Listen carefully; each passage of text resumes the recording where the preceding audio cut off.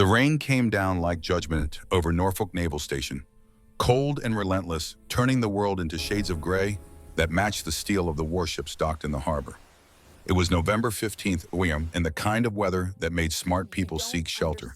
But Sarah Kane wasn't looking for shelter. She was walking straight into the storm, one boot in front of the other. Her leather jacket soaked through her duffel bag, heavy on her shoulder. 29 years old, she felt ancient. The security checkpoint emerged through the sheets of rain like a fortress gate, and she made no attempt to avoid it. In fact, she walked directly toward it, toward the armed guards and the scanners and the cameras and all the machinery designed to keep people exactly like her out. Or rather, people like who she used to be. People who officially no longer existed. The guard was young, maybe 22, with that fresh-faced eagerness of someone who'd never seen real combat. His hand rested on his sidearm, not threatening yet, just ready. His partner hung back, already reaching for his radio. "Ma'am, stop right there."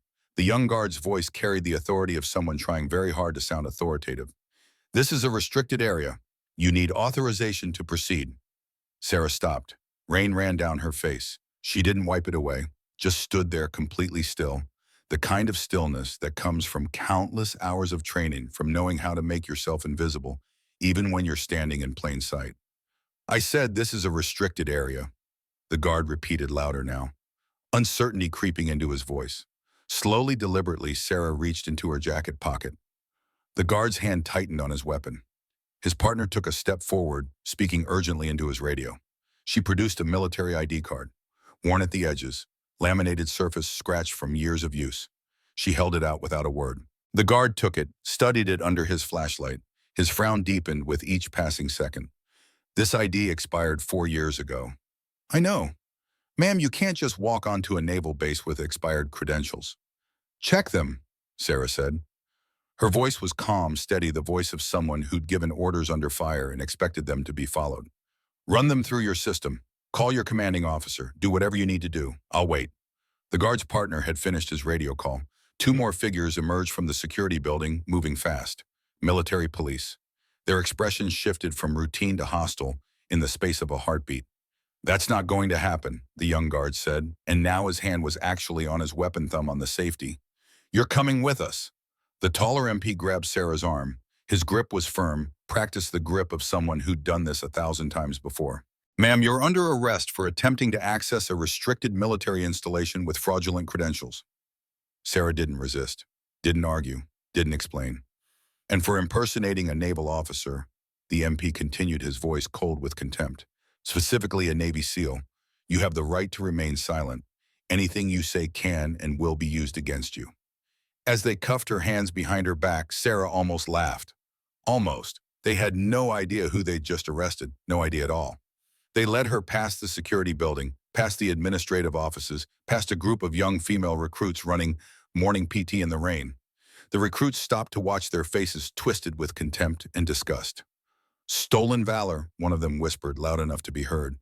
"Pathetic." Sarah heard it. Her jaw tightened, but she kept walking. Some truths were too classified to defend.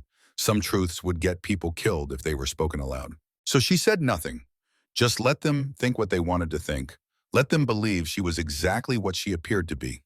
A fraud, a liar, a woman pretending to be something she could never be. The interrogation room was exactly what she expected. Steel table bolted to the floor. 2 chairs, one-way mirror taking up the entire back wall. Fluorescent lights that made everyone look sick and guilty, even when they were innocent. They sat her in the chair facing the mirror, hands still cuffed behind her back. Water dripped from her jacket onto the concrete floor. Drip, drip, drip. She counted them. 16 drips per minute. 45 minutes since they'd brought her in. 720 drips total. She'd learned to count things when the alternative was screaming, when the alternative was remembering things that would break her if she let them. The door opened. Commander Holloway entered like a man who'd already decided she was guilty. 45 years old, 23 years in the Navy, the kind of career man who'd seen enough liars to spot them in his sleep. He carried a thin file folder, not much in it, just her expired ID and whatever preliminary information they'd managed to scrape together. He sat across from her and didn't speak for a full minute, studying her, taking in the way she held herself despite the cuffs, the controlled breathing, the stillness that wasn't nervousness, but something else entirely. Something he couldn't quite identify. "You're telling me you were a SEAL?" His voice carried the particular skepticism of a man who'd never met a female operator in his entire career. Never even heard of one. Sarah met his eyes, didn't blink, didn't look away. I'm not telling you anything, Commander. I'm waiting for someone with the clearance to have this conversation. Holloway's jaw tightened. We've checked every record. There's no female on any SEAL team roster during your claimed service years. None. Zero. The database doesn't lie. That's because those records are classified beyond your clearance level. Convenient. Accurate. Holloway leaned forward, elbows on the table, trying to intimidate with proximity. It might have worked on someone else. Someone who hadn't spent years learning to face down men twice their size who wanted them dead. You know what's interesting? We get wannabes all the time. Guys who read books, memorize some lingo, maybe even get a fake trident tattoo. They always slip up eventually. Wrong terminology, wrong protocol, wrong something. He paused, studying her with new intensity. But you haven't made a single mistake, not one. Every term you've used, every protocol you've referenced, every piece of knowledge you've demonstrated, it's all accurate. That's impressive. Thank you. But impressive doesn't make it true. Sarah said nothing. Her gaze drifted to the one-way mirror. Someone was watching. Multiple someones, probably. Making calls, checking databases, trying to figure out who she really was. Let them look. They wouldn't find what they were searching for. Not in any system they had access to. Tell me about Bud's training, Holloway said. You claim you completed it. Walk me through Hell Week. No, excuse me. I said no, I'm not performing for you, Commander. Either get someone with appropriate clearance of you in here, or charge me and let Jag sort it out. Holloway's eyes narrowed. He wasn't used to being refused. Wasn't used to suspects who seemed more in control of the interrogation than he was. You're facing federal charges. Impersonating a military officer carries serious penalties. I know exactly what the penalties are. Sarah's voice cut through his lecture like a blade. I also know you're stalling while someone runs my biometrics through classified databases. She tilted her head slightly. How long until they hit the firewall? Something flickered in Holloway's expression. Uncertainty. She'd touched a nerve and they both knew it. He recovered quickly. Let's try something else. Combat medicine. Sucking chest wound. Walk me through the treatment protocol. Sarah exhaled slowly. So that's how he wanted to play it. Test her knowledge, try to catch her in a lie. Fine. She could play this game. Three-sided occlusive dressing, she said, her voice flat and professional. Seal 3 sides, leave the 4th open to prevent tension pneumothorax. If you seal all 4 sides, trapped air collapses the lung. Time frame is under 90 seconds or the patient goes critical.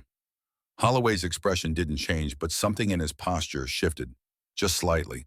Now tell me the field expedient alternative when you don't have a chest seal. Sarah didn't hesitate.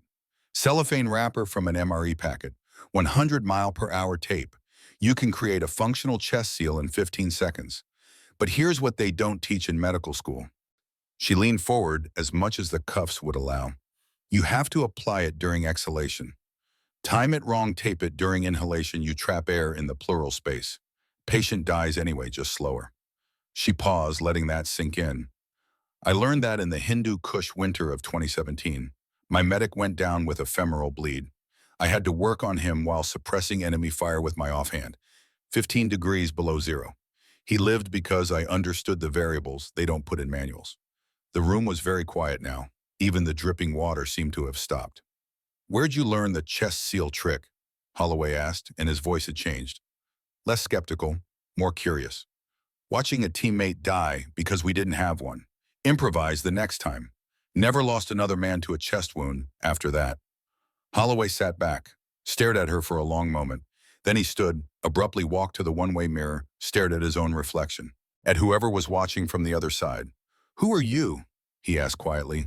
Someone you don't have clearance to know about. He turned back to her. Everyone leaves traces, records, documentation.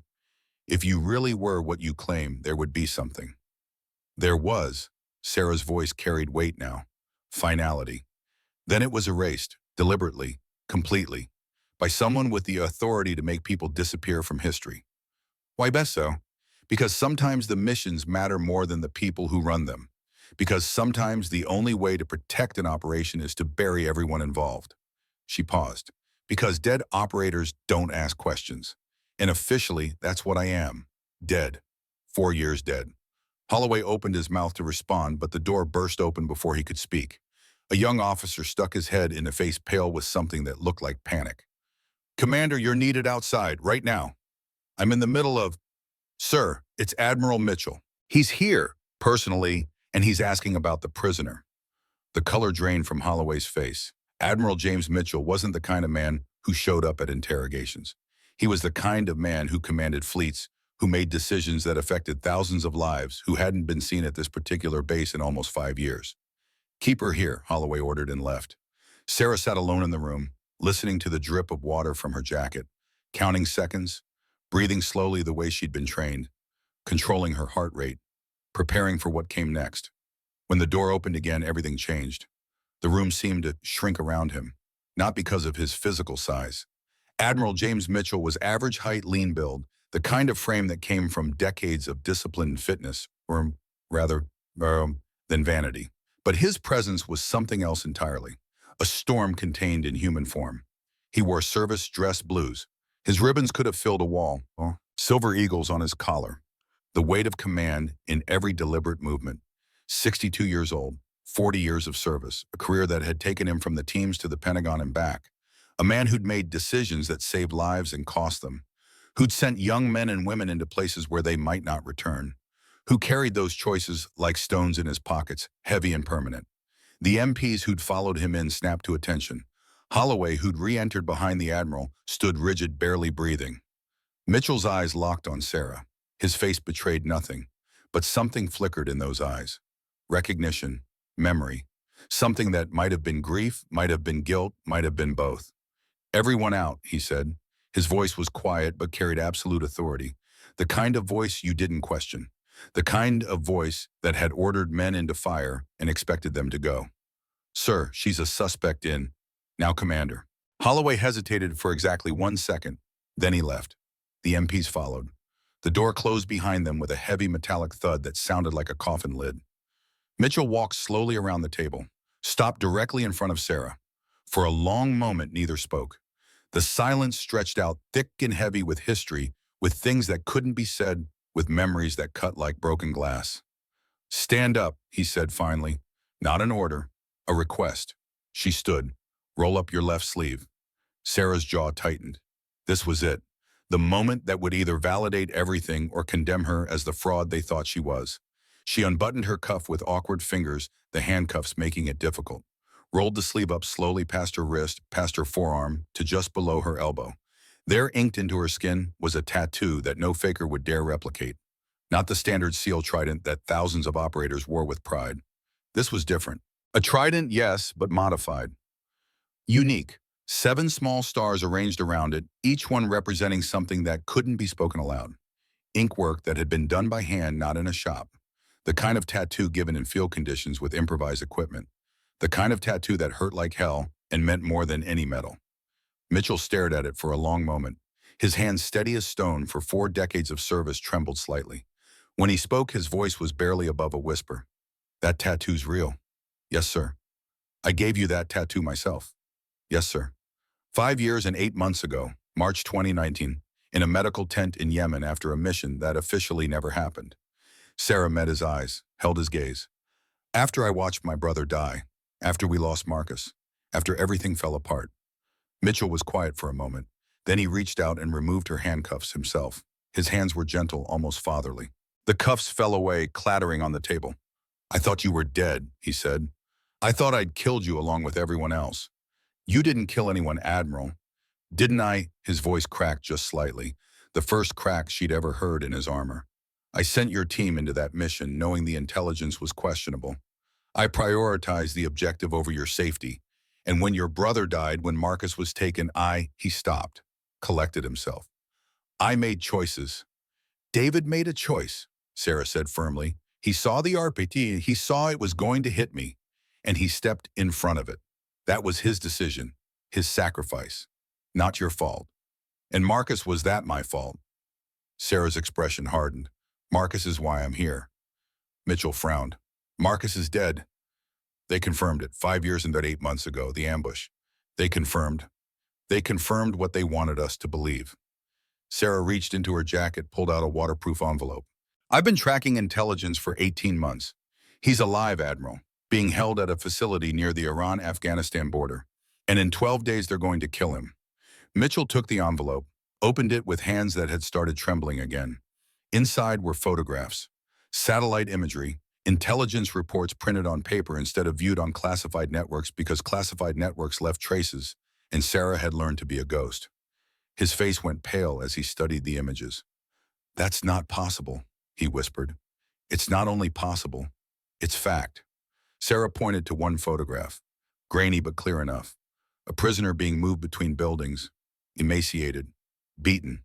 But there on his visible forearm was the edge of a tattoo, a trident. "That's Petty Officer Marcus Priest Grant," Sarah said. 5 years and 8 months in enemy hands. 5 years and 8 months of torture, of holding out, of refusing to break, waiting for someone to come." Her voice hardened.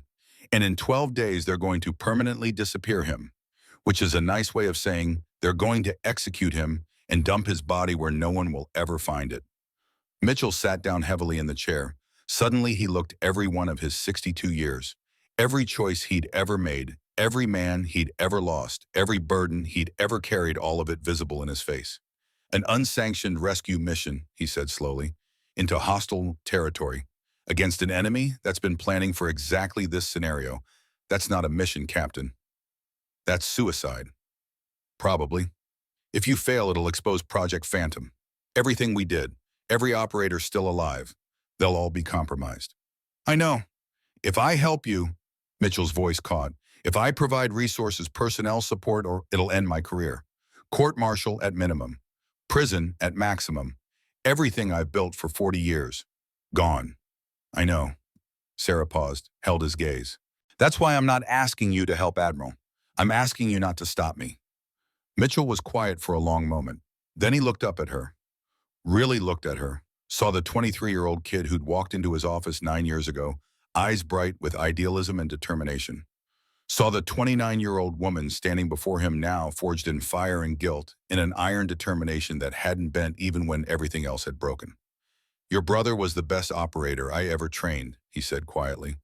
"Until you came along, David used to tell me you were going to be better than him, that you had something he didn't." "What?" "The ability to make impossible choices and live with them." He stood up, extended his hand. "I can't bring David back. I can't undo what happened in Yemen, but I can help you bring Marcus home." Sarah took his hand, felt the weight of the commitment, the promise, the oath. "Thank you, Admiral." "Don't thank me yet, Captain. We might both hang for this. Some things are worth hanging for." Mitchell almost smiled. "Almost. Get yourself dried off and fed. Meet me at Building 7 at 2200 hours. I need to make some calls, pull in some favors, find us a team." Sarah nodded and started toward the door. "Captain," she turned back. "For what it's worth, I never stopped believing in you. Every day for 5 years and 8 months, I've thought about your team, about David, about what we lost and what we owed." His voice was rough with emotion he'd been holding back for years. "The past is done, Admiral. All we have now is forward." "Forward," he agreed. She left. The door closed behind her. Mitchell stood alone in the interrogation room, staring at the photographs of Marcus, at the evidence of 5 years and 8 months of suffering, at the reminder of what his choices had cost. He pulled out his phone and started making calls. Each one burning a bridge. Each one calling in favors that couldn't be repaid. Each one setting in motion something that would either save a life or destroy everything he'd ever built. The rain continued to fall outside. The ghost had returned, and now the real mission was about to begin. Building 7 sat at the edge of the base, the kind of structure that didn't appear on official maps. Sarah arrived 15 minutes early. Old habits. She'd changed into dry tactical pants, black long-sleeve shirt boots that had seen better days but still had miles left in them. The door was unlocked. She climbed the stairs to the second floor. Admiral Mitchell stood at a large table covered with maps and satellite imagery. 3 men waited in the shadows, and Sarah felt their eyes on her immediately, assessing, judging, deciding if she was worth following into hell. "Captain Kane," Mitchell said. "Come in."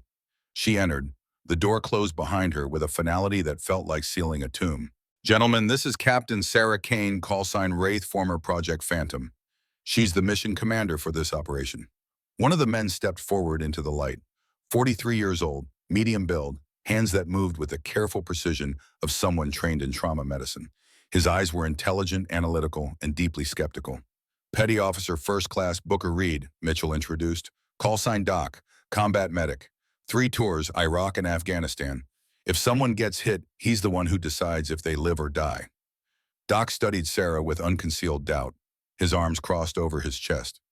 No offense, ma'am, but I've never operated with a female. Not in combat, not ever.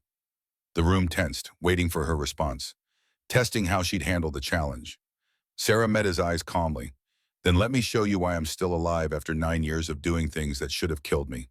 She moved to the table, pointed to the medical kit laid out among the equipment. Combat trauma, sucking chest wound, walk me through treatment. Doc's jaw tightened. He ran through the textbook answer. 3-sided dressing timing complications. Standard knowledge any medic would know. Correct, Sarah said. Now here's what they don't teach in medical school. She picked up a tourniquet from the kit. TIAT tourniquet. Standard application is 2 inches above the wound. But in winter conditions, hypothermia becomes a factor. Do you place the tourniquet over clothing or against skin?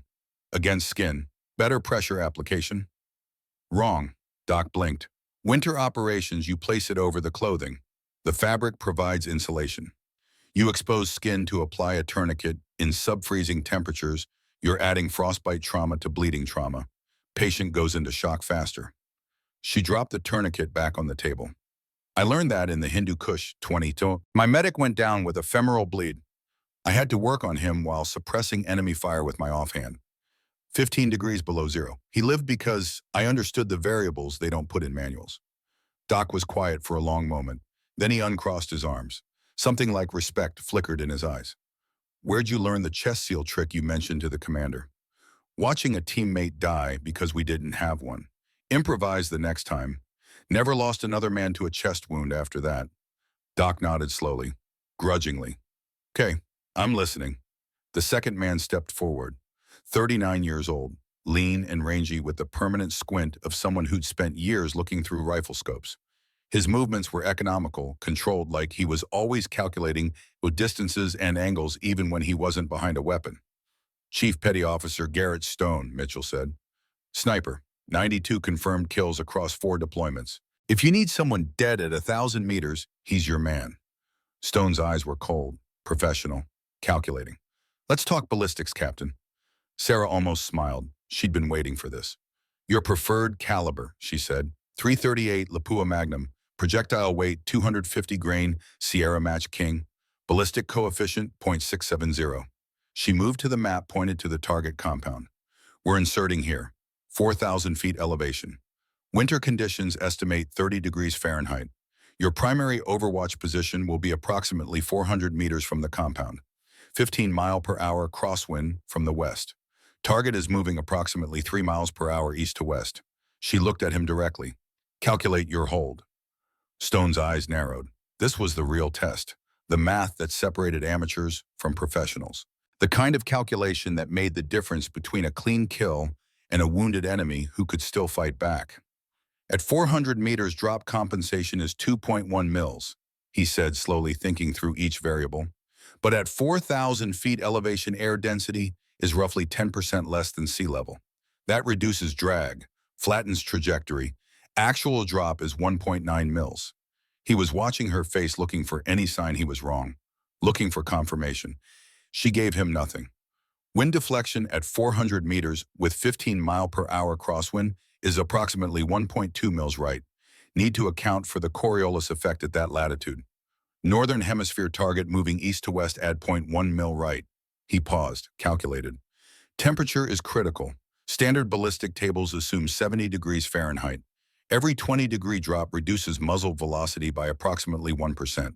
30-degree ambient means 40-degree temperature differential. 2% velocity loss. That adds roughly 0.2 mils to the hold. He squared his shoulders. Total hold 2.1 mils, up 1.5 mils right. Lead the moving target by 0.3 mils. First round probability of hit 87%. You forgot one variable, Sarah said quietly. Stone's jaw tightened. What? Powder temperature.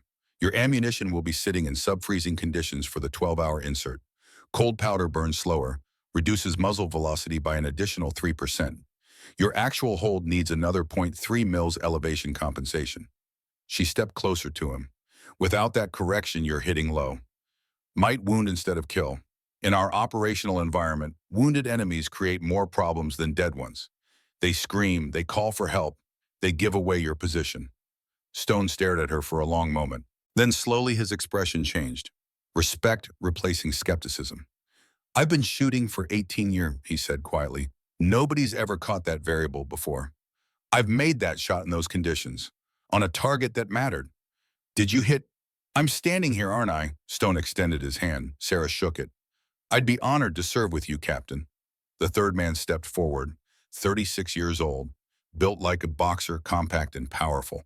His hands were scarred from years of working with explosives. He moved with the careful confidence of someone who understood that one mistake could vaporize everyone in a 50-meter radius. Senior Chief Petty Officer Ethan Cole, Mitchell introduced. Breacher, explosive ordnance specialist, doors, walls, vehicles.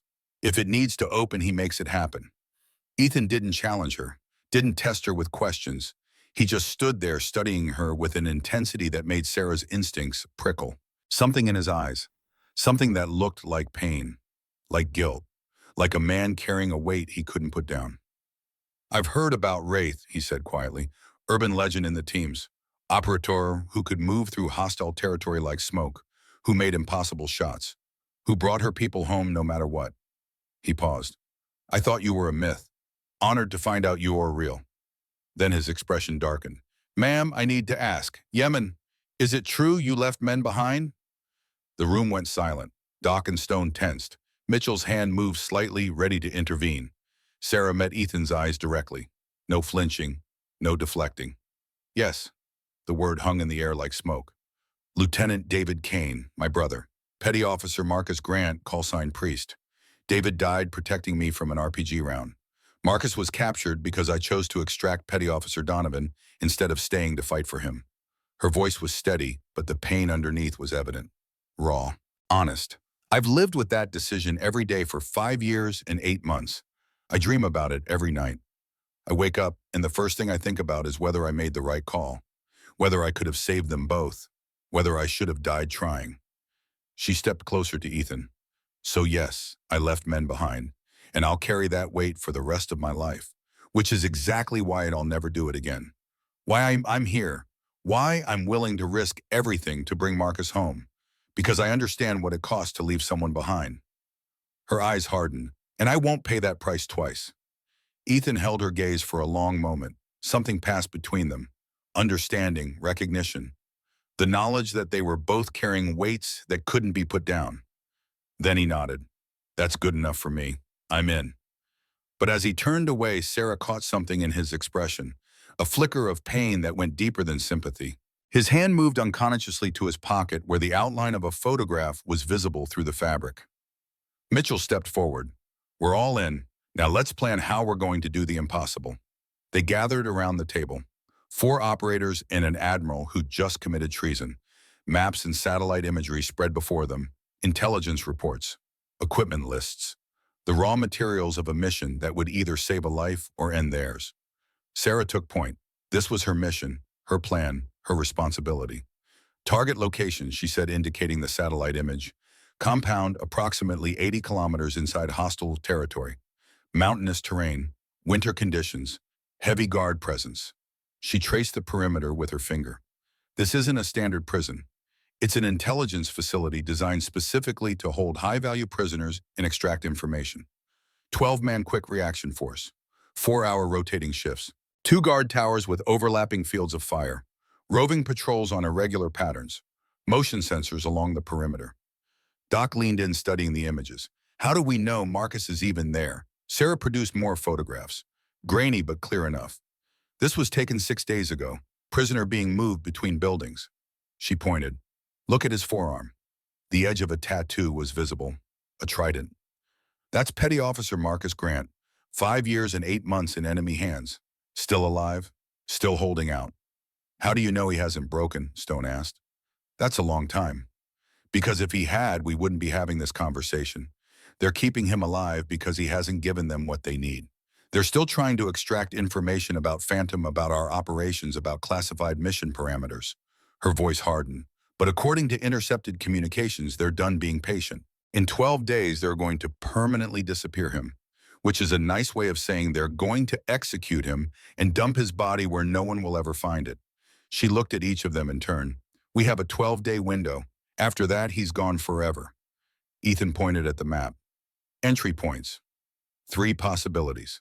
Sarah indicated each one. Front gate, obvious. Heavily defended. Suicide. East wall, reinforced concrete. Would require significant explosive breaching. Too loud. She moved her finger to a small marking near the south side. Or here. Drainage culvert. 28 inches in diameter.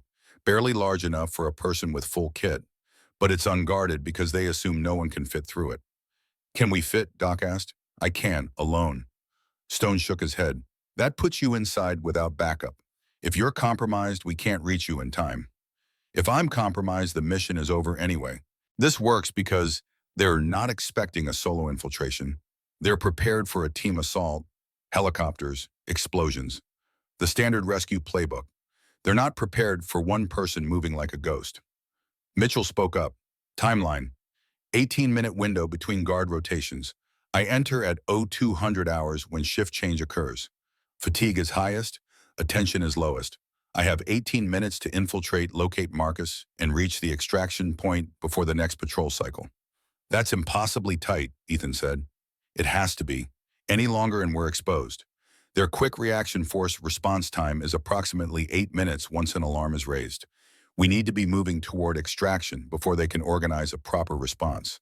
She pulled out equipment lists, weapons, medical supplies, explosives. Primary weapons, HK-416 with suppressor, sidearms, Glock 19. Ethan, you'll have shaped charges for precision cutting. Doc, full trauma kit with hypothermia prevention gear. Stone, you'll be on overwatch 400 meters out. Insertion method, Stone asked. Halo jump, high altitude, low opening. Exit altitude 28,000 feet. Free fall for approximately 90 seconds. Deploy canopies at 3,500 feet. Fly to the landing zone under cover of darkness. By the time we're visible on any radar, we're already on the ground. Extraction. Once I have Marcus, we move to the coast. 15 kilometers overland. Rib waiting offshore with a SEAL support crew. They extract us to a submarine in international waters. From there, we're home. Mitchell looked at each of them. This is not a sanctioned mission. If we're captured, the United States government will disavow any knowledge of our existence. We'll be tried as spies or terrorists. No prisoner exchange, no diplomatic solution, just us and whatever they decide to do to us. If we fail, he continued, Project Phantom gets exposed. Every operator still alive becomes a target. I face court-martial. My career ends. Possibly my freedom. So we don't fail, Stone said simply. We don't fail, Sarah agreed. Mitchell stepped back from the table. I've arranged transportation, C-130. The crew thinks it's a training exercise. The submarine is USS Virginia. Captain owes me his career. He'll be at the extraction point. He looked at each of them. Beyond that, you're on your own. No air support, no backup, no rescue. You'll be operating in denied territory with no official cover. Understood, sir, Sarah said. She looked at her team, at Doc, who'd gone from skeptical to committed, at Stone, who tested her and found her worthy, at Ethan, who watched her with those haunted eyes, carrying a weight she couldn't quite identify. We launch in 12 hours, she said. Get your gear sorted, get your head sorted, rest if you can. At 0600 tomorrow, we're wheels up. She looked at each of them one final time. After that, there's no turning back. The team dispersed. Ethan left first, moving quickly toward the door. Stone and Doc followed, talking quietly about equipment configurations and contingencies. Mitchell and Sarah remained. You did well, he said quietly. They trust you. That's not easy to earn. They don't trust me yet. They trust that I know what I'm doing. Real trust comes later, after I prove I can bring them home. You will. You don't know that. I do. Mitchell moved closer. Because you're the best tactical operator I've ever trained. Because you have something to prove. Because you're not doing this for glory or recognition. You're doing it because it's right. He paused. That makes you dangerous. In the best possible way. Sarah was quiet for a moment. Then she asked the question that had been weighing on her since the interrogation room. Admiral, why did you really erase me the full truth? Mitchell's expression was pained. I told you, political pressure, the purge, protecting what I could. That's not all of it, he sighed, sat down heavily, suddenly looking every one of his 62 years. You're right, that's not all of it. He stared at his hands. When you came back from Yemen, when I saw what had happened to your team, I saw my own failure. I sent you in on questionable intelligence. I prioritized the mission over your safety. And David died because of it. Marcus was captured because of it. His voice cracked. I couldn't face that. Couldn't face you. Every time I looked at you, I saw David taking that RPG, saw Marcus being dragged away, saw my decisions coming home to roost. He looked up at her. So I erased you, not just to protect you, to protect myself, from the reminder, from the guilt, from having to look into the eyes of the one person who survived and know that I'd failed her. Silence. Heavy and profound. Sarah walked over, sat across from him. David's death wasn't your fault, Admiral. He saw the RP, he saw it would hit me, and he made a choice. That was his decision, his sacrifice. Her voice softened. Marcus ordered me to save Donovan. Those were his last words before they took him. Get him out. That's an order. He made a choice too. I'm the one who listened. I'm the one who left him. She reached out, touched his arm. We all made choices that day. Some of us died for them. Some of us have to live with them. Neither is easier. Mitchell looked at her, saw the young woman who'd lost everything and was still fighting, still standing, still refusing to break. Then help me fix it, she said. Help me bring Marcus home. Not because it'll absolve us, not because it'll make the guilt go away, but because it's the right thing to do. Because we owe him. Because no one else is coming. Mitchell stood, extended his hand. Then let's make it right. They shook. A promise. An oath. A commitment to see this through no matter the cost. Sarah left Building 7 and walked into the night. The rain had stopped. Stars were visible between the clouds. She thought about David, about Marcus, about all the people she'd lost and all the people she was about to risk. I'm coming, Marcus, she whispered to the stars. Hold on just a little longer. Outside near the barracks, Ethan Cole stood alone in the shadows. He pulled out his wallet with trembling hands. Inside was a photograph. A little girl with blonde hair and her mother's eyes. 8 years old, Ivy, his everything. He stared at the photo, his jaw tight, his shoulders tense with a weight that threatened to crush him. You have kids, Senior Chief. Stone's voice came from behind him. Ethan's hand closed over the photo quickly. Too quickly. He turned, forced his expression neutral. A daughter, Ivy. She's everything. The way he said it made Stone pause, not pride in his voice. Fear. She okay to... Yeah, the lie came out hollow. Yeah, she's fine. Stone nodded, didn't push, walked away. Ethan waited until he was alone again. Then he pulled out his phone with shaking hands. Stared at the screen, at the number he'd memorized but never saved. The number that had called him 3 months ago and destroyed his world. He didn't want to make the call. Every fiber of his being screamed at him to tell Sarah, to tell Mitchell, to ask for help. But then he looked at Ivy's photo again. Remembered the video they'd sent. Her tied to a chair, crying, calling for him. Remembered their words, do exactly what we say or she dies. Slowly, and you'll watch. His finger hovered over the screen. God forgive me, he whispered. He made the call. It's happening, he said, his voice breaking. 12 hours. They're coming for Marcus. The voice on the other end was cold, emotionless. Understood. Let them come. We'll be ready. I have a daughter. Ethan's voice cracked. You promised she'd be safe. Your daughter remains unharmed, and as long as you do what we agreed, let them walk into the compound. After that, it's out of your hands. Ethan closed his eyes, felt the weight of impossible choices crushing his chest. God forgive me. He ended the call, stood alone in the darkness, a man caught between loyalty and love, between duty and desperation. They had taken Ivy 3 months ago, sent him proof of life, told him exactly what he needed to do to keep her breathing. Now he had to live with it. 12 hours until wheels up. 12 hours until he betrayed everyone who trusted him. 12 hours until good people walked into a trap because he'd sold them out to save the one person who mattered more than honor. He thought about Ivy's smile, about her laugh, about the way she called him daddy like he was a hero. Some heroes betrayed their brothers to save their children. He'd have to live with being that kind of hero. The countdown had begun, and none of them except Ethan knew that the mission was already compromised before it had even started. Dawn broke cold and gray over the tarmac. The C-130 Hercules sat like a sleeping predator, cargo ramp down on engines, silent but ready. Sarah Kane stood at the base of the ramp, watching her team load equipment into the belly of the aircraft. Each man moved with practiced efficiency, checking and rechecking gear, following rituals they'd performed 100 times before. She'd slept for 3 hours. Dreamless sleep, the kind that came from years of training her body to rest when it could to store energy for when it mattered. She'd learned that skill in buds, refined it in combat, relied on it to stay sharp when everything around her was falling apart. Admiral Mitchell approached from the direction of the command building. He walked differently this morning, slower, like a man who knew he was taking his last steps in uniform, like a man who'd already said goodbye to everything he'd built over 40 years. He stopped beside her, didn't speak for a moment, just watched the team work, watched Stone carefully wrapping his rifle in protective cloth, watched Doc organizing medical supplies with the precision of a surgeon, watched Ethan standing apart staring at nothing, hands trembling slightly. "That one concerns me," Mitchell said quietly, nodding toward Ethan. "Me too," Sarah admitted. "He's been off since the briefing." "Do you trust him?" Sarah considered the question. Trust was a luxury in their world. Trust got you killed if you gave it to the wrong person. But doubt also got you killed, made you hesitate when hesitation was fatal. "I trust that he wants to be here," she said finally.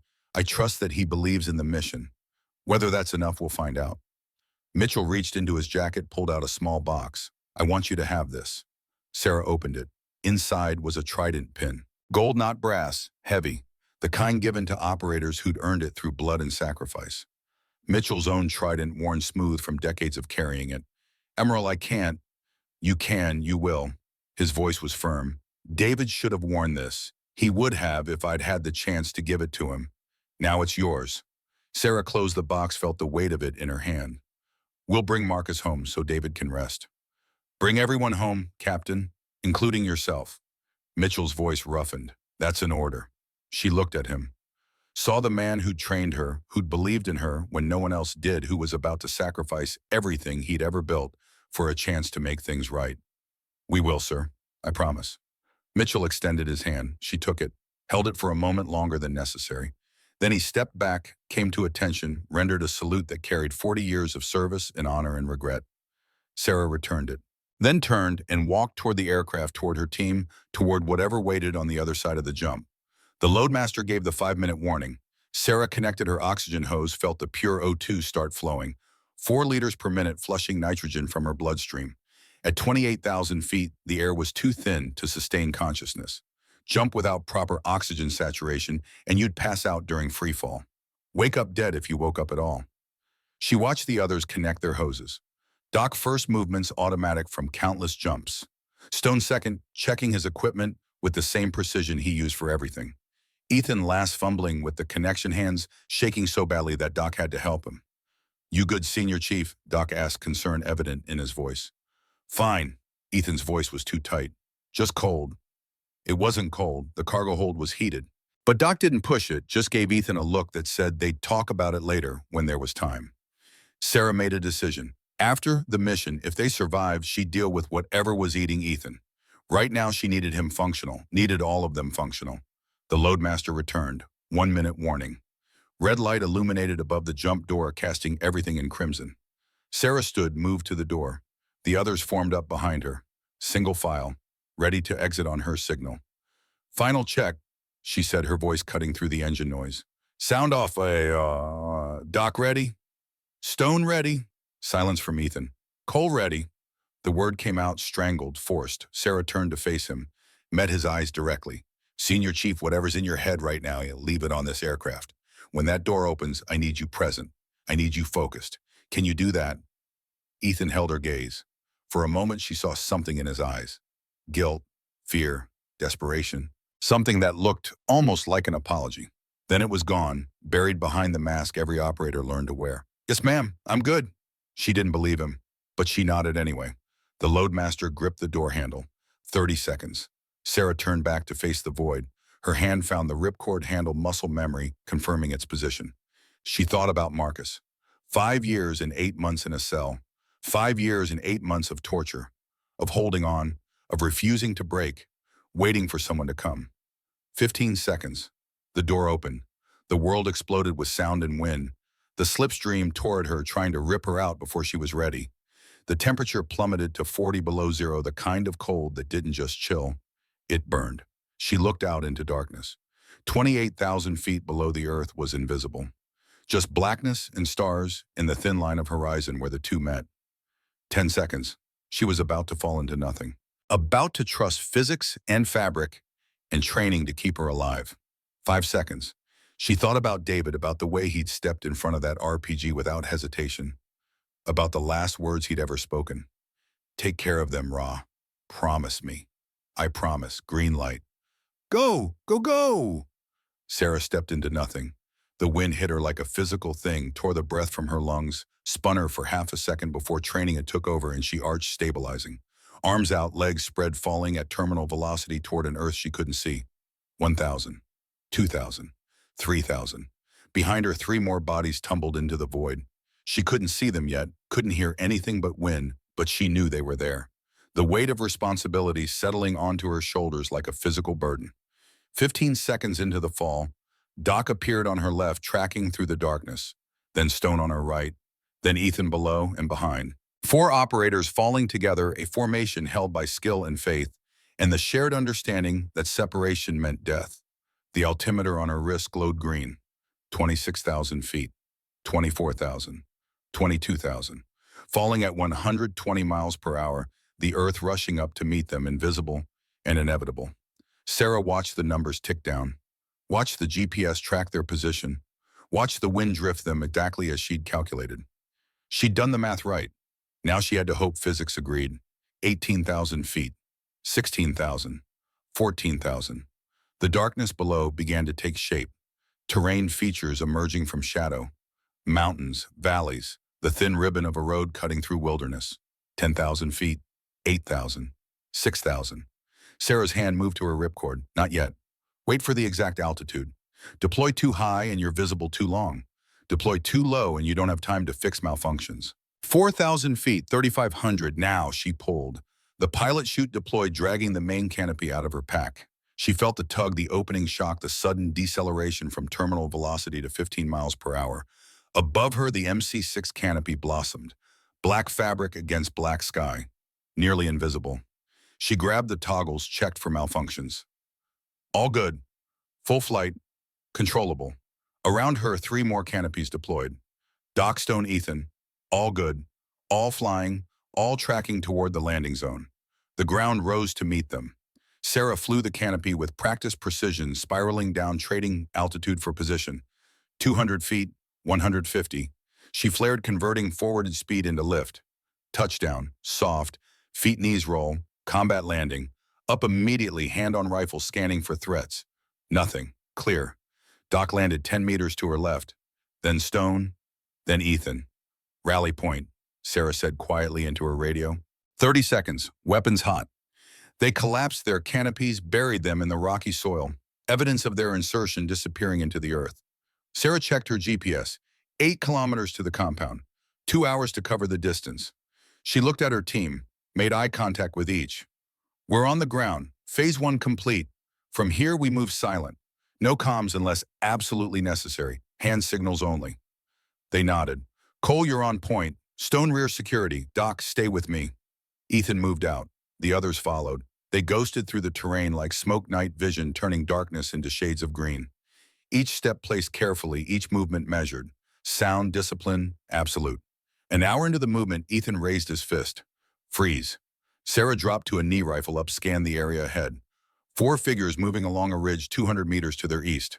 Patrol, armed, professional. The team melted into the rocks, becoming part of the landscape. Sarah controlled her breathing. Watched the patrol pass, watched them disappear over the ridge. She waited 10 minutes, making sure they were truly gone. Then she signaled. Move. They continued. Another hour of careful movement through hostile territory. Every sense heightened, every nerve on edge. The compound appeared ahead, exactly where the satellite imagery said it would be. Guard towers, perimeter fence, roving patrols, everything matching the intelligence. Too perfect, too exact. The thought nagged at Sarah. Intelligence was never this accurate. Never this clean. There were always variations, always changes, always something different from what the photos showed. But this was identical, down to the placement of the guards, down to the timing of the patrols. She pushed the doubt aside. They were committed now. Overwatch positions, she whispered into her radio. Stone North Ridge, 400 meters. You have eyes on both guard towers. Dock Cole, South Perimeter, 200 meters. Cover my extraction route. Copy, Stone responded. Copy, Doc said. Silence from Ethan. Cole, confirm. Copy. His voice was strange, hollow. Sarah checked her watch. 15 minutes until the shift change. 15 minutes until the 18-minute window opened. She stripped down to essential gear. Rifle across her back, sidearm on her hip, knife, radio, minimal load, maximum mobility. Stone status. In position, I have eyes on the compound. 2 guards in the north tower, 2 in the south. Roving patrol just entered the west side. They're on a 12-minute circuit. Dock status. In position, south perimeter looks clear. I count 6 guards visible from my angle. Cole. Silence. Cole, respond. In position. Still that hollow voice. Still that wrongness she couldn't identify. Sarah pushed it aside. Focus. The mission was everything. 1 minute, 58 seconds. 1 minute, 2 minutes. She moved to the drainage culvert, 28 inches in diameter, barely large enough for her to fit through. She stared into the darkness beyond. 200 hours exactly. Time to bring him home. She entered. The culvert was claustrophobic. Dark. Water dripping from above. The smell of concrete and rust and stagnant water. She low-crawled through the tunnel, pulling herself forward with her elbows rifle dragging beneath her. Every sound amplified in the enclosed space. 30 meters of absolute darkness. 30 meters where one wrong sound could alert the guards. 30 meters where backup couldn't reach her. She counted. 47 meters. 118 breaths. Control the fear. Use it. Don't let it use you. She emerged in a maintenance area beneath the main compound, exactly where intelligence said she'd find it. Too accurate. Too clean. The warning screamed in her head again louder now. But she pushed forward. She moved through the basement level past machinery and storage rooms following the mental map she'd memorized. Cell blocks were 1 level up. She found the stairs moved up slowly, knife in hand. Top of the stairs. Long corridor. Cell doors every 10 feet. She moved down the corridor, checking each cell through the small windows. Empty. Empty. 2 prisoners she didn't recognize. Then the last cell on the right. She looked through the window. Marcus Grant sat on the concrete floor back against the wall. He was thin, emaciated. His face showed the marks of years of abuse. His hands were scarred from restraints. But his eyes were still alive, still sharp, still unbroken. He looked up, saw her face in the window. His eyes widened. Wraith. His voice was a croak damaged from years of screaming and silence. You came. Always, Sarah whispered. She worked the lock. 30 seconds of careful manipulation. The door swung open. She knelt beside him, checked his condition. He was weak, malnourished, but alive. Can you walk? He tried to stand. Made it halfway up before his legs gave out. 5 years and 8 months of captivity had stolen his strength. I'll carry you if I have to, Sarah said. But then Marcus grabbed her arm. His grip was surprisingly strong. His eyes were wild with fear. Wraith, stop. This is a trap. Her blood went cold. What? They knew someone would come. They'd been planning for it. The compound, the security, the intelligence you received. It's all bait. Sarah's mind raced. The perfect intel. The convenient culvert. Ethan's strange behavior. Oh, God. How do you know? They told me. Showed me the plan. They wanted me to know that whoever came for me would die. Wanted me to live with that. He pulled her closer. You have to get out. Now, before they spring the trap. Sarah keyed her radio. Hawkeye demo mission is compromised. I repeat, mission is compromised. We're walking into an ambush. Abort. Get to the extraction point. Static. Then Ethan's voice came through. Broken. Destroyed. I can't abort, Wraith. I'm sorry. God, I'm so sorry. Sarah's heart stopped. Cole, what did you do? Silence. Then barely a whisper. They have my daughter. The corridor lights blazed bright. Alarms screamed. The sound of boots pounding on concrete echoed from both ends of the hallway. They took Ivy 3 months ago, Ethan continued, his voice cracking. Showed me videos. Told me exactly what they'd do to her if I didn't cooperate. I didn't have a choice. I didn't have a choice. Sarah grabbed Marcus, hauled him to his feet. Her mind was racing, calculating, adapting. Years of training taking over, pushing emotion aside, focusing on survival. Stone Doc, talk to me. Stone's voice cut through calm despite the chaos. I see movement, a lot of movement. They're converging on the main building. Wraith, they knew exactly where you'd be. Nud Doc came through next. We're compromised. QRF is mobilizing from the east. I count 30 plus hostiles. Cole sold us out, Sarah said. They have his daughter. Silence on the radio. Then Stone's voice, cold as ice. Copy. What are your orders? Sarah looked at Marcus, at the man she'd spent 5 years and 8 months trying to find, at the promise she'd made to bring him home. We fight our way out. She keyed the radio again. Stone, I need a distraction.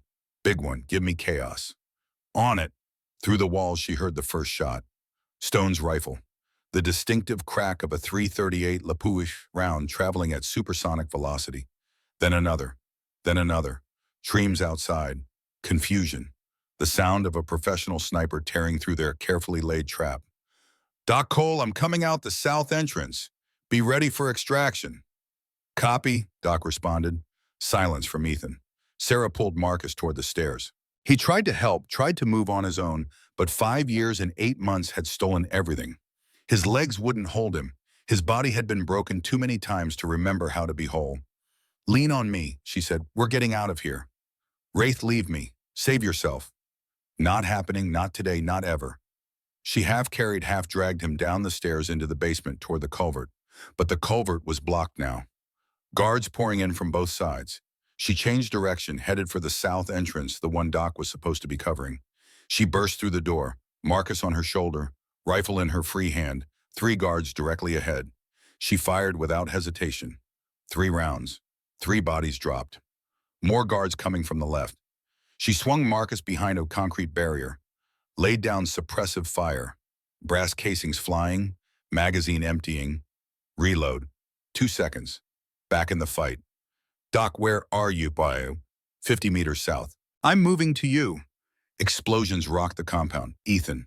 Despite everything, despite the betrayal, he was still fighting, still trying to give them a chance.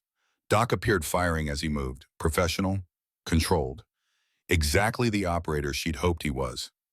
Wraith, we need to move now. Marcus can't run. Then we carry him together.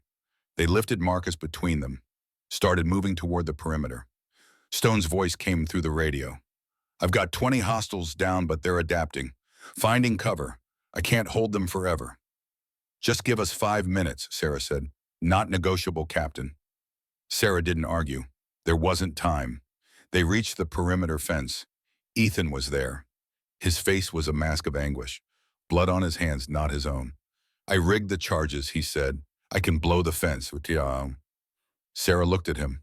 At the man who'd betrayed them, at the father who'd tried to save his daughter, at the operator who was trying to make it right.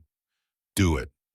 Ethan triggered the detonator. The fence section exploded outward in a perfect line of shaped charges, minimal overpressure, maximum cut efficiency, professional work even in betrayal. They ran through the gap into the darkness beyond, into the wilderness that would either save them or kill them. Behind them, the compound erupted with activity, vehicles starting, dogs barking. The hunt beginning. Stone, we're clear of the perimeter. Get out now. Copy. Moving. They pushed into the forest. Marcus between Sarah and Doc. Ethan bringing up the rear.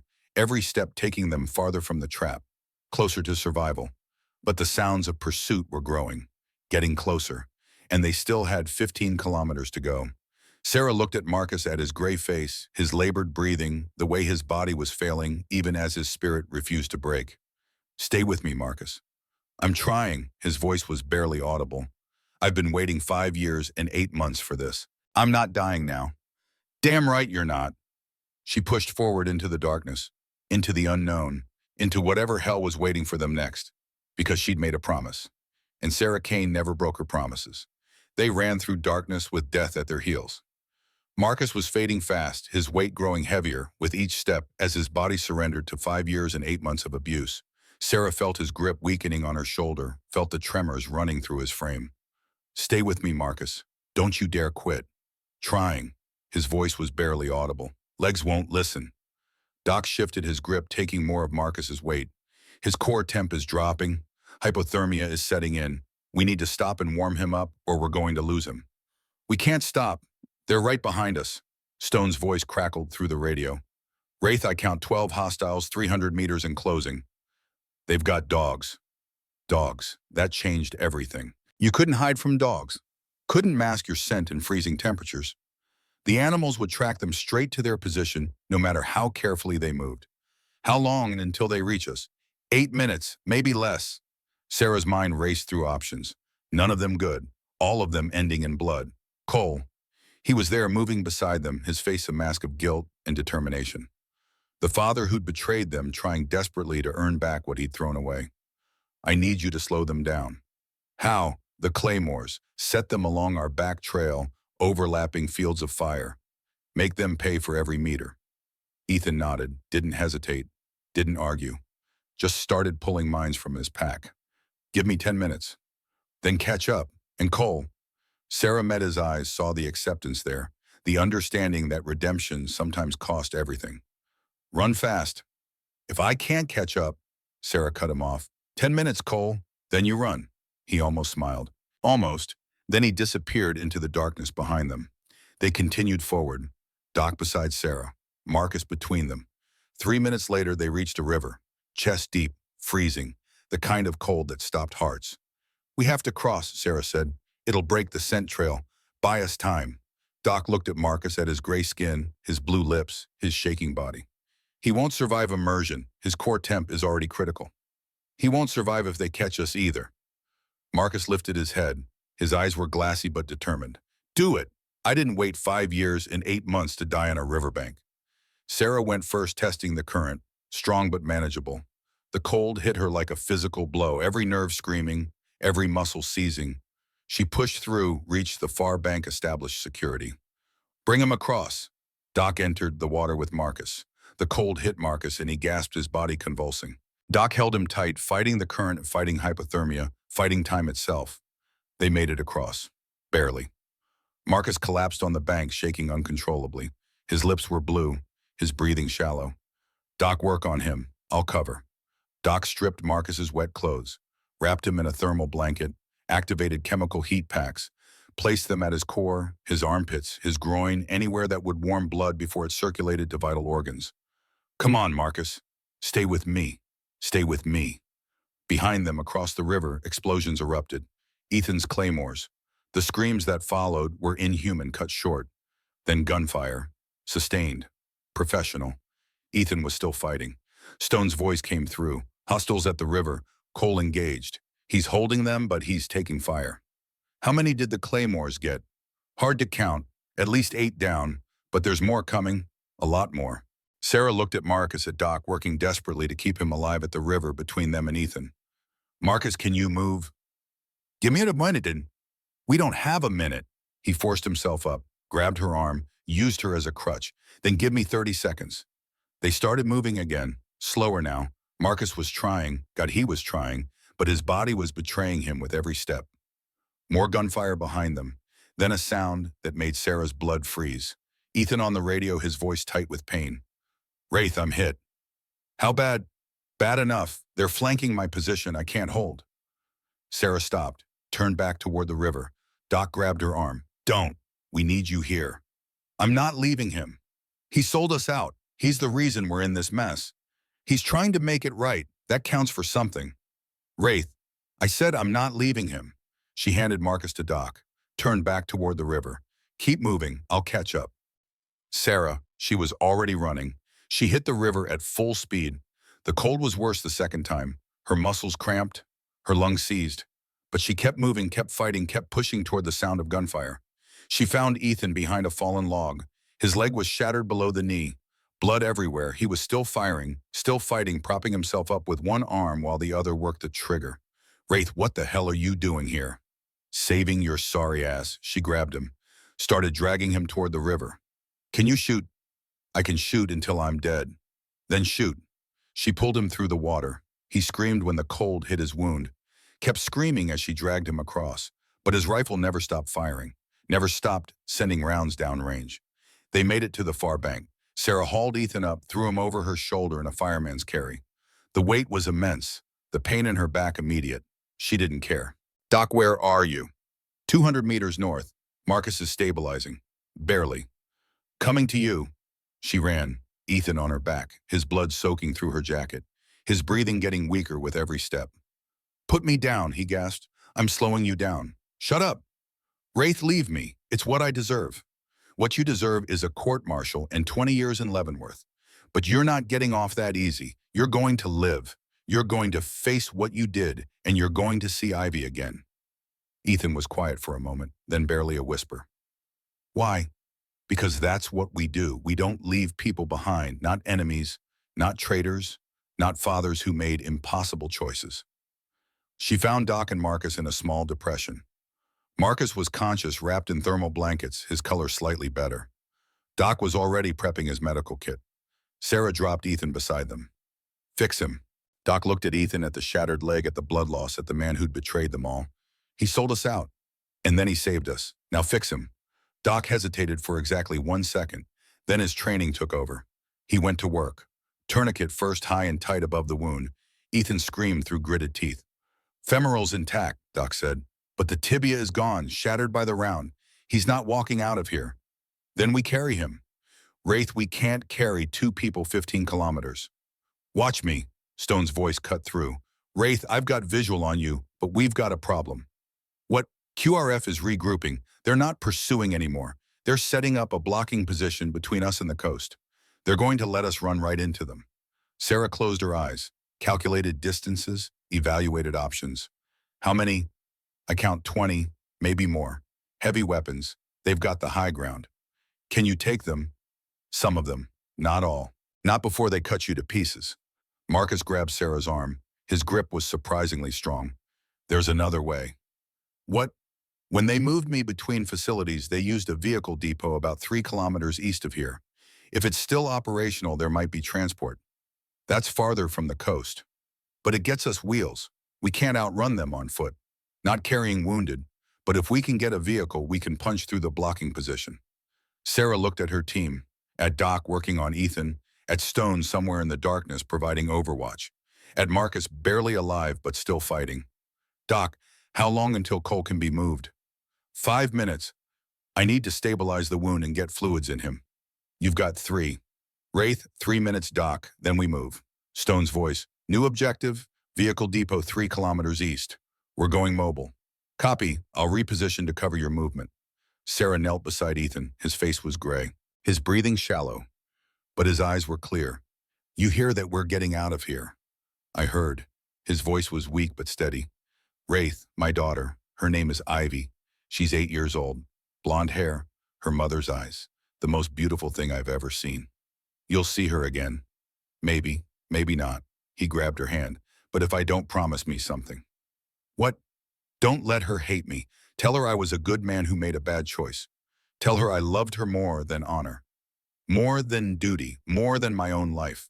Sarah squeezed his hand. I'll tell her you're a hero who came back from the dead to save his brothers. Because that's what you're going to do. You're going to live, Cole. Live and tell her yourself. Doc finished his work. He's stable for now, but he needs surgery within 6 hours or he loses the leg. Maybe his life. Then we better move fast. They lifted Ethan between Sarah and Doc. Marcus managed to walk on his own, now leaning heavily on Stone, who had rejoined them. They moved east toward the depot, toward their only chance. 3 kilometers had never felt so far. Halfway there, Stone stopped, held up his fist. Contact, patrol, 4 hostiles, 50 meters ahead. Sarah lowered Ethan to the ground, drew her sidearm. I'll handle it. Noise discipline. We can't afford a firefight this close to the depot. She moved forward, silent, deadly, the ghost they'd trained her to be. The patrol never saw her coming. First man down with a knife across the throat, silent. Second man turned at the sound of his partner falling. Sarah's blade found his heart before he could raise his weapon. Third man opened his mouth to shout. Her hand clamped over it, knife through his kidney. He died gasping. Fourth man ran, made it 3 steps before Sarah's thrown knife caught him between the shoulder blades. She cleaned her blade on the last man's uniform, retrieved her throwing knife, signaled the team forward. Clear. They reached the depot 10 minutes later. Marcus was right. 3 vehicles. 2 trucks and a Jeep, all military and all armored. Doc checked the trucks, stone perimeter security. Marcus, can you hotwire? Marcus actually laughed, a broken, painful sound. I was boosting cars before I was a SEAL. Old habit. He limped to the nearest truck. Within 30 seconds, the engine roared to life. Everybody in. Now. They loaded Ethan into the back. Marcus took the passenger seat. Doc climbed in with Ethan to monitor his vitals. Stone took position at the mounted gun on the truck bed. Sarah got behind the wheel. Coast is 12 kilometers west. Blocking position is between us and the water. We're going straight through. Straight through 20 hostiles with heavy weapons, Doc asked. You got a better idea. Silence. That's what I thought. Stone, anything moves, you kill it. With pleasure. Cheryl floored the accelerator. The truck surged forward, crashing through the depot gate, roaring toward the coast, toward salvation or death, toward whatever waited for them in the darkness ahead. The truck hammered across the terrain like a battering ram suspension, screaming with every rock and rut. Sarah gripped the wheel with both hands, knuckles, white eyes locked on the darkness ahead. The headlights were off. She was driving by night vision alone, the world rendered in shades of green and shadow. Behind her, Stone braced himself against the mounted gun, scanning for targets. In the truck bed, Doc worked over Ethan, trying to keep him stable while the vehicle bucked and lurched beneath them. Marcus sat in the passenger seat, one hand braced against the dashboard, the other clutching the oh-shit handle, his face a mask of concentration and pain. Blocking position 2 kilometers ahead, Stone's voice came through her earpiece, steady despite the chaos. I count at least 20 hostiles, maybe more. They've got ARP, heavy machine guns. They're dug in and waiting. Sarah did the math. 20 hostiles with prepared positions and heavy weapons against 1 truck and with 4 operators, 2 of them wounded. The numbers weren't good. They'd never been good. But numbers were just numbers. Victory went to whoever wanted it more, whoever was willing to pay the higher price. Marcus, when we hit that position, I need you to navigate. Call out threats, left, right, distance. Copy. Doc, keep Cole alive. Working on it. Stone, you're our hammer. When I say shoot, you empty that gun. Don't stop until we're clear or you're out of ammunition. Understood. Sarah pressed the accelerator harder. 60 miles per hour now. 70. The truck wasn't built for this speed on this terrain, but she didn't care. Speed was armor. Speed was surprise. Speed was the difference between making it through and dying in a crossfire. 1 kilometer, Stone called out. Sarah could see them now. Muzzle flashes in the darkness. Tracer rounds reaching out toward them like fingers of fire.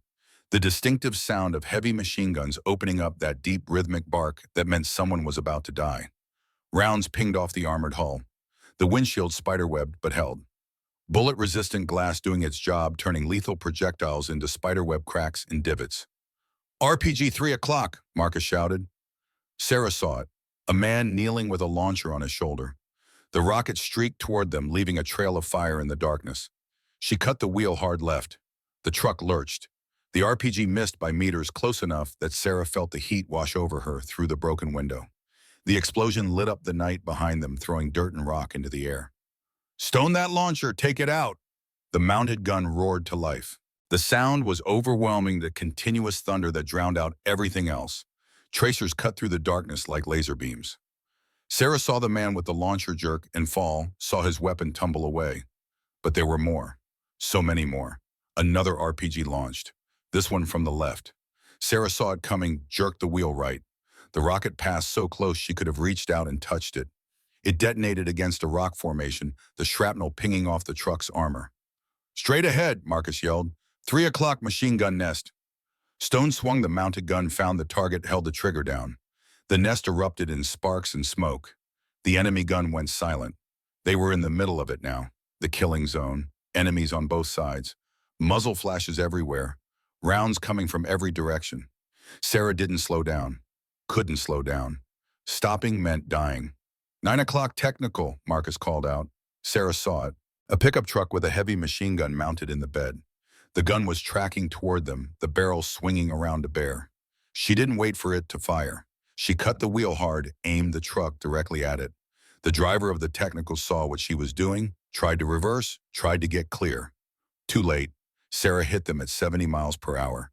The impact was tremendous. The technical folded like paper, the driver's side crumpling inward. Sarah felt the truck shudder, but keep moving. She fought the wheel, kept them on course. kept them pushing forward through the chaos. RPG, RPG, dead ahead, Sarah saw him, a man standing in their path launcher already on his shoulder. She was too close to dodge, too close to do anything but pray the shot missed. The man fired. Time seemed to slow. Sarah saw the rocket leave the tube, saw it streak toward them with terrible inevitability.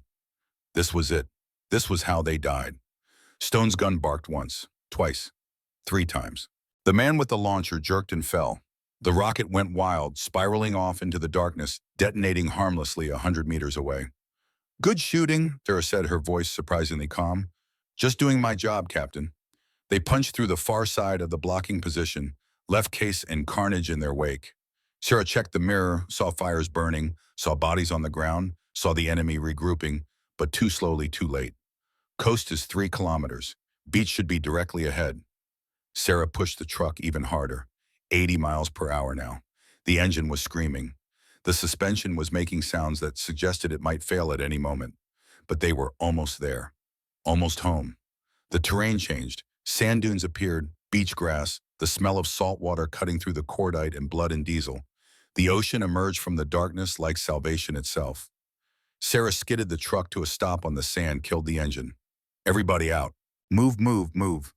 They piled out, Doc and Sarah carrying Ethan between them, Stone helping Marcus, both men moving as fast as their battered bodies would allow.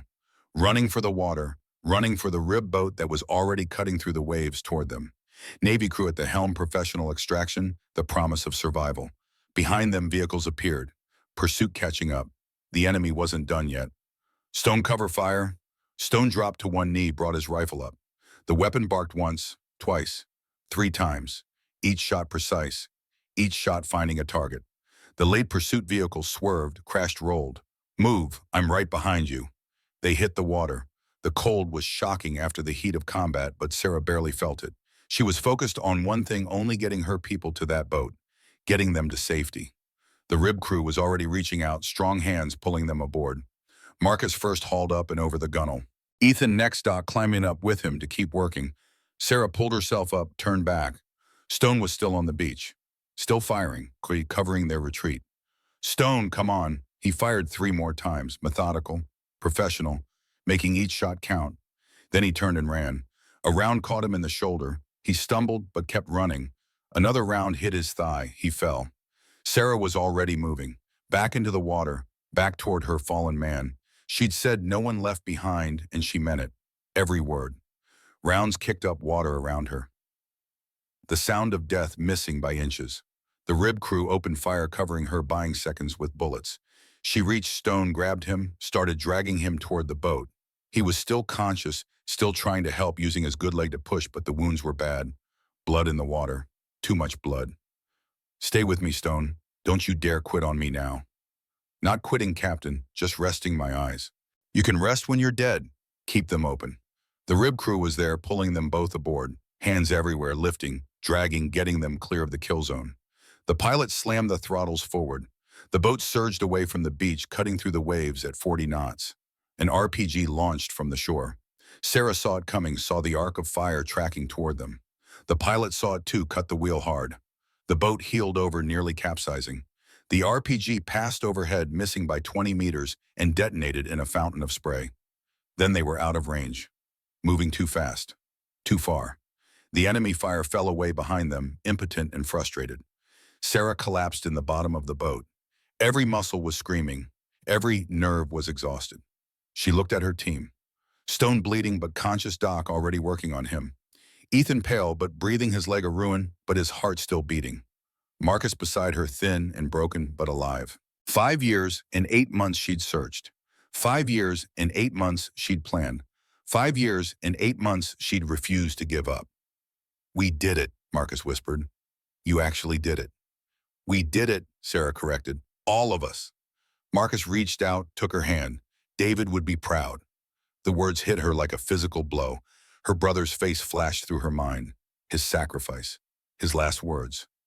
I know, she said quietly. I know he would. The submarine appeared ahead. USS Virginia, dark shape against darker water. Safety, survival, home. The hatch was already open, sailors reaching down to help them aboard. One by one they descended into the vessel. into safety, into survival, into whatever came next. Marcus first carried down on a stretcher, Ethan next dock staying with him every step. Stone third refusing help but accepting it when his legs wouldn't hold him. Sarah last taking one final look at the sky at the stars at the horizon, where the enemy's shore had already disappeared into darkness. The hatch closed behind them with a heavy metallic thud. The submarine dove. The ocean swallowed them and they were gone. 72 hours later, the submarine surfaced in American waters.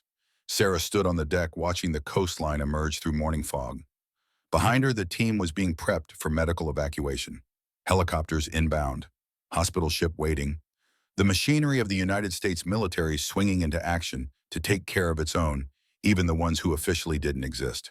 She'd visited each of them in the medical bay during the transit, seen their conditions, heard their prognosis. Marcus would live. The doctor said he'd need months of rehabilitation, years of therapy, but he would live. His body was broken, but his spirit remained intact. 5 years and 8 months of torture hadn't destroyed what made him who he was. He'd held on, refused to break, waited for someone to come, and someone had. Stone would keep his arm. The bullet had missed the artery by millimeters. The leg wound was clean, would heal with time and physical therapy. He joked about it in the medical bay, said he'd earned another scar to show his grandchildren. Lost my chance at 93 confirmed kills, he'd said with a wry smile, but worth every second. Ethan was a different story. They'd saved his leg barely, but the surgeon said he'd never operate again. Never run, never be the man he was before. The physical damage was extensive, but it was the emotional damage that concerned Sarah more. The weight of what he'd done, the betrayal, the impossible choice between duty and family. She'd visited him last, found him awake, staring at the ceiling of the medical bay, his face a mask of guilt and exhaustion. They found Ivy, she'd told him, watching his face carefully. Admiral Mitchell made some calls. CIA tracked down the people who took her. She's safe, scared but safe. They're bringing her to the Naval Hospital. She'll be there when you arrive. Ethan had closed his eyes, tears streaming down his face. The first tears she'd seen from him since the mission began. Is she okay? Did they hurt her? Some bruises? Nightmares? But she's alive, Ethan. She's alive because you kept her alive. Because you did what you had to do. I betrayed you, betrayed everyone. Yes, you did. Sarah hadn't softened the truth. And then you fought to make it right. You took 2 bullets keeping us alive. You laid those claymores knowing you might not make it back. You're going to spend the rest of your life carrying what you did, but you're going to carry it with your daughter beside you. Ethan had grabbed her hand, his grip weak but desperate. Why didn't you leave me at the river? You should have left me. Because that's not who we are. We don't leave people behind. Not the ones who deserve saving, and not the ones who don't. That's the difference between us and them. That's what makes us worth fighting for. Ethan had been silent for a long moment, then quietly, I don't deserve your mercy. Probably not, but mercy isn't about deserving. It's about choosing to be better than our worst moments. You get to choose now, Ethan. Choose who you're going to be for Ivy. Choose to be the father she believes you are. Now standing on the deck watching the helicopter approach, Sarah felt the weight of everything settling onto her shoulders. The mission was over, but the aftermath was just beginning. Admiral Mitchell was waiting on the flight deck when the helicopter landed at the Naval Hospital. His uniform was gone. He wore civilian clothes now. Khakis and a button-down shirt. No ribbons, no rank. No outward sign of the 40 years he'd given to the Navy. He looked smaller somehow. Older, like a man who'd been carrying a weight for so long that removing it left him diminished rather than freed. Sarah walked toward him, her boots loud on the tarmac. Around them, medical teams rushed the wounded inside. Organized chaos, professional care. The best the military had to offer for the men who'd given everything. Mitchell watched them go. His face was unreadable. Then he turned to Sarah. Walk with me. They moved away from the chaos toward the edge of the flight deck where the ocean stretched out to the horizon and the world felt vast and empty. The mission is being classified at the highest level, Mitchell said. Officially, it never happened. Marcus was recovered through diplomatic channels. The facility where he was held suffered an unfortunate fire. No connection to any American military operation. And the team, Stone and Doc, are getting commendations. Classified commendations that will never appear in any official record, but commendations nonetheless. Their records will show a training exercise. Nothing more. What about Ethan? Mitchell was quiet for a moment. When he spoke, his voice was heavy. What he did, the betrayal, that's court-martial territory. 20 years in Leavenworth, maybe more. He saved our lives after he nearly got us killed. I know. That's why I'm giving you a choice. Sarah stopped walking, turned to face him. What choice? Both of you. Ethan can face military justice or he can disappear, medical discharge. Honorable, his record stays clean. He goes home to his daughter and never speaks of this again. What's the catch? The catch is that he lives with what he did forever. No punishment, no prison, no external consequence. Just the knowledge of what he almost cost us every day for the rest of his life. Sarah thought about it, about justice versus mercy, about punishment versus redemption, about a father who'd made an impossible choice and then fought to make it right. Let him go home, let him raise his daughter, let him spend every day trying to earn back what he threw away. She paused. That's punishment enough. Mitchell nodded slowly. I thought you'd say that. They walked in silence for a moment. Then Mitchell spoke again, his voice different now, rougher, more vulnerable. There's something else. The Pentagon wants to reinstate you. Full honors, official recognition, put you in front of Congress, give speeches, make you the face of women in special operations. Sarah actually laughed, a short, bitter sound. No. I told them you'd say that too. I'm more effective as a ghost. Official operators get recognition. Ghosts get results. That's exactly what you said before I erased you the first time. Still true. Mitchell stopped, faced her directly. Then what do you want? What can I give you that actually matters? Sarah thought about it. About David. About Marcus. About all the people she'd lost and all the people she'd saved. About the weight she'd carried for 5 years and 8 months and would carry for the rest of her life. I want to keep doing what I do. No recognition. No records. Just the mission. There are more people out there like Marcus. More prisoners. More people who need someone to come for them. I know. That's why I can't stop. Mitchell reached into his jacket, pulled out a small box. Then take this at least. Sarah opened it. Inside was a gold trident pin. Real gold. Heavy. The kind given to operators who'd earned it through blood and sacrifice. Mitchell's own trident, the one he'd worn for 40 years. No records, Mitchell said quietly. No official recognition. But this says what paper never could. You earned it 9 years ago. You've earned it every day since. And you damn sure earned it in the last 72 hours. Sarah took the pin, felt its weight, felt everything it represented. Thank you, Admiral. Thank you, Captain, for reminding me what honor means, for showing me that sometimes the right thing and the legal thing aren't the same, for bringing our people home. He saluted. She returned it, a final acknowledgement between mentor and protege, between the old guard and the new, between the man who'd trained her and the woman who'd surpassed him. What happens to you now, she asked. Court-martial. Mitchell's expression shifted, something like acceptance crossing his face. Reduced rank, forced retirement, effective immediately, 40 years of service, and I'm going out under a cloud. I'm sorry. Don't be. I knew the cost when I agreed to help you. I'd do it again without hesitation. Why? Mitchell was quiet for a moment. When he spoke, his voice was rough with emotion. Because I sent your brother to his death.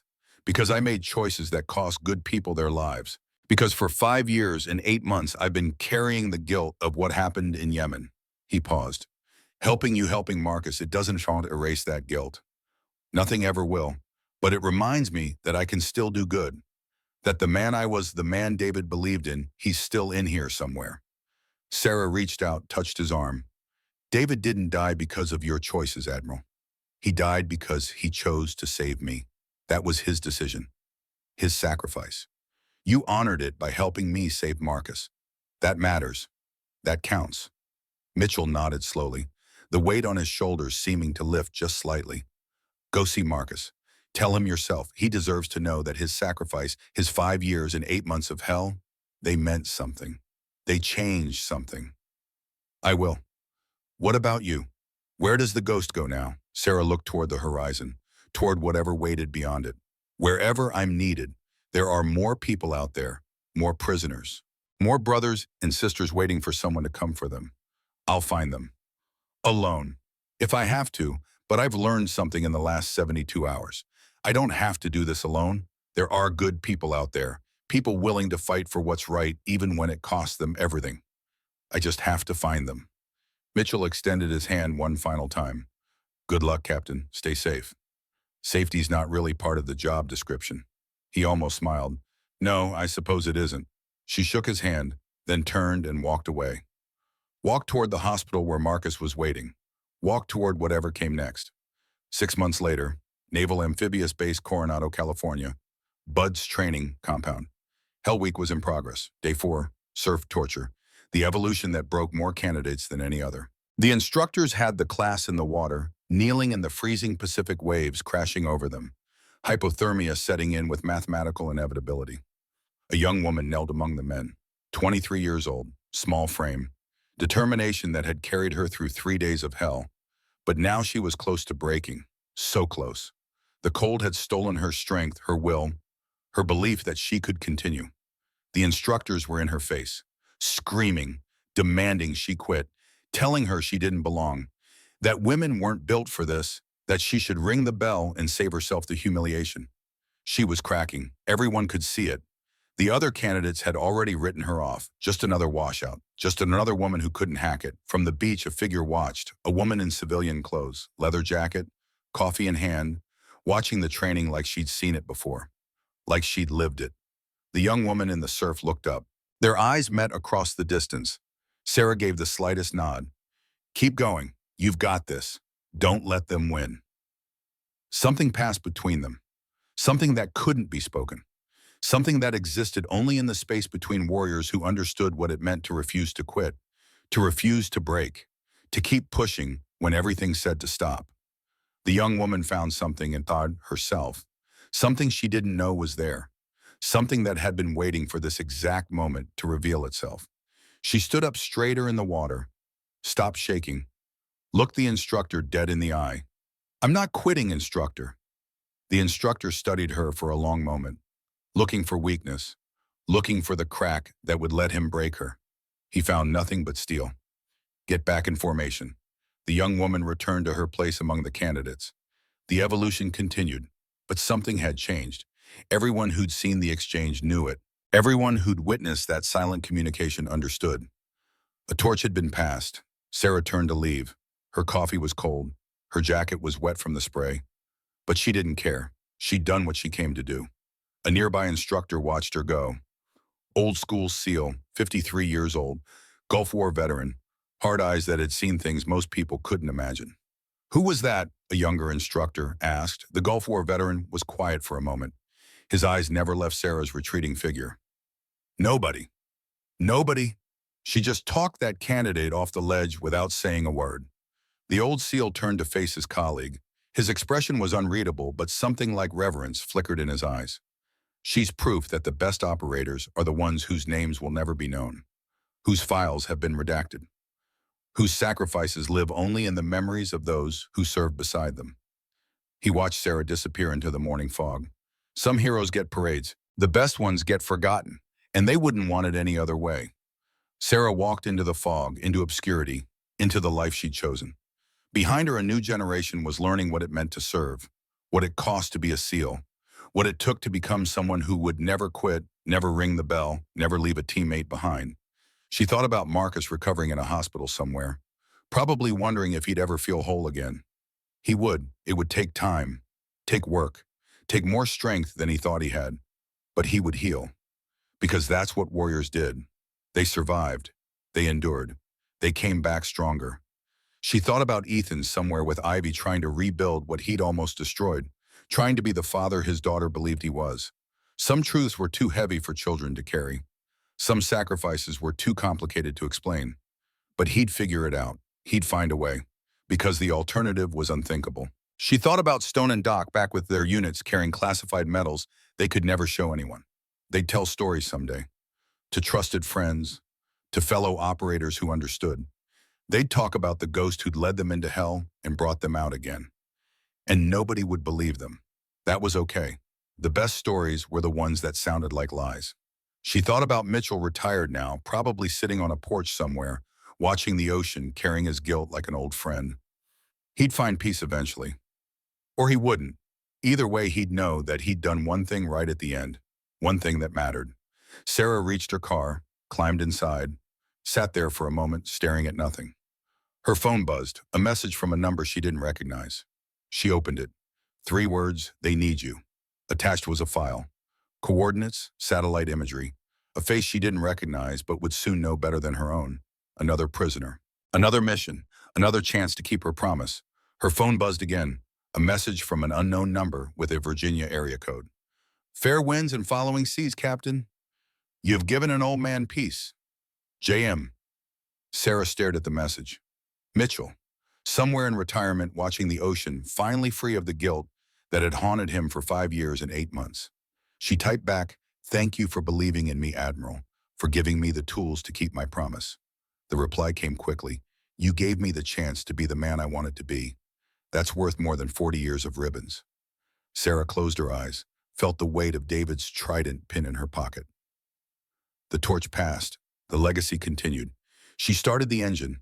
The fog swallowed her as she drove away. There were others out there, others waiting in cells in countries whose names most Americans couldn't pronounce.